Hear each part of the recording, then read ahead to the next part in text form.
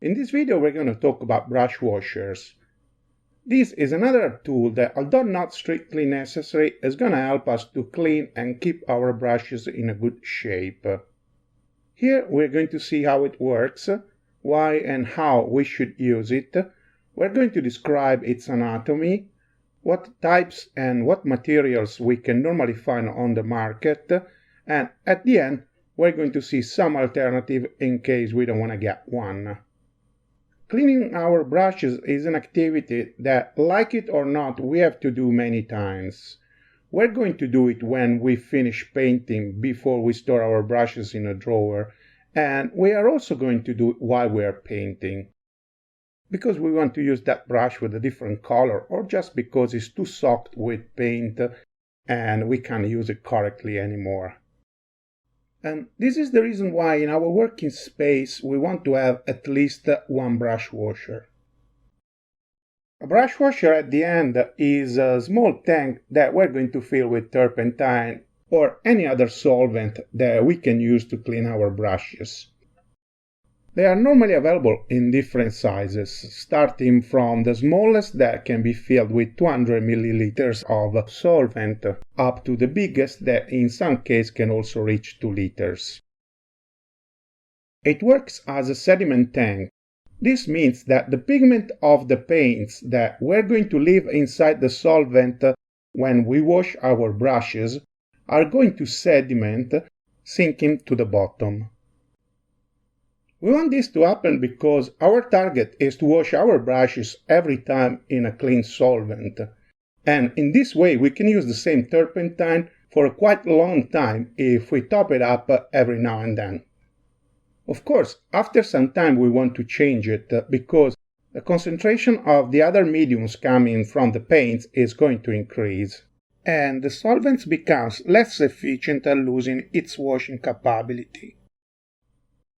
To clean our brushes, we need to rub their belly against the bottom of the tank.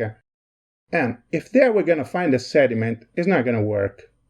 For this reason, they have added a base where we can do it without reaching the sediment. This base is punched to let the sediment pass and normally hang on the top of the tank, so we can take it off and clean it. At the end, the brush washer is made by a main tank that we're going to fill with solvent, a washing bucket with the bottom punched, and a lid that doesn't allow the turpentine to evaporate when we don't use it. These are the main components that we can find almost in any brush washer. Then we can find some model with a handle that allow us to carry it easily and sometimes also to hang it.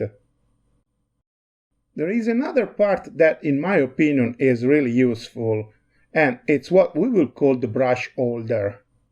At the end, it's just a spring that we can find on the top of the main tank, where we can hang our brushes in a way that their bellies are lifted up from the bottom.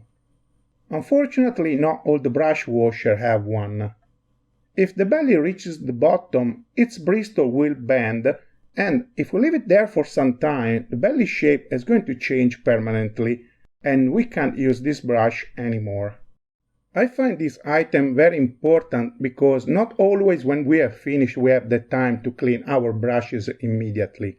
So, just in case, I think it's good to have a place where we can leave our brushes without the risk of ruining them. This structure, in a brush washer at the end we can identify two areas inside the main tank. One that we will call the washing area, where the solvent is pretty turbulent while we're washing, and the other where it's always pretty quiet even when we are washing, and that we will call the sediment area.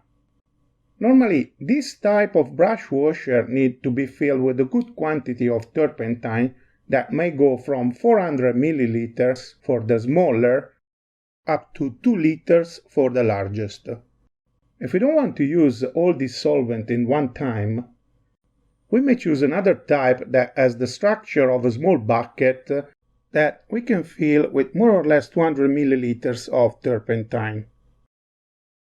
They normally have brush holder and a washing base placed on the bottom.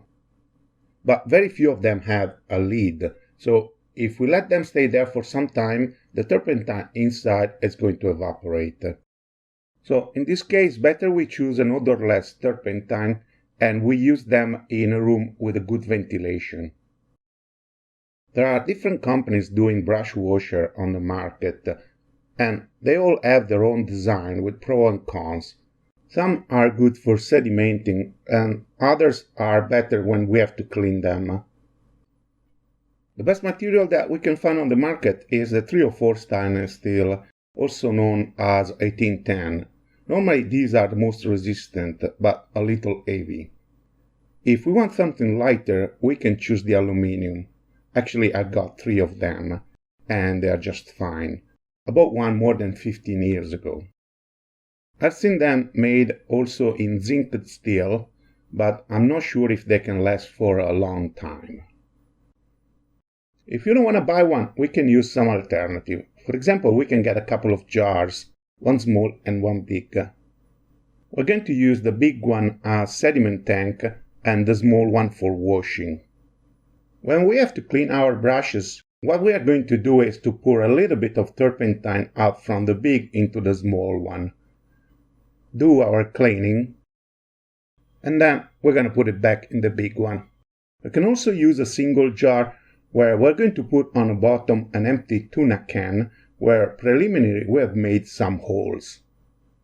To make the holes, we're going to use a nail and a hammer first, and then we're going to enlarge them with a driller. As we said, after some time the turpentine gets saturated with pigments and medium coming from the paints that we leave there when we wash our brushes, and we have to change it. In this case, we have to dispose the old one. The turpentine with all the pigments inside is toxic and very polluting, and absolutely it must not be released in the environment. So my suggestion is to use a small tank to collect it up, and once it's full, use the proper channel to dispose it. If we don't know the correct procedure, we should get in contact with the local municipal waste company and ask them. I'm sure they will help us. And with this last suggestion, we have concluded our discussion on the brush washers. If you enjoyed this video, we will really appreciate if you could click on like and subscribe to our channel. It will also help us very much if you could leave a comment. Thank you for watching this video and see you in the next one.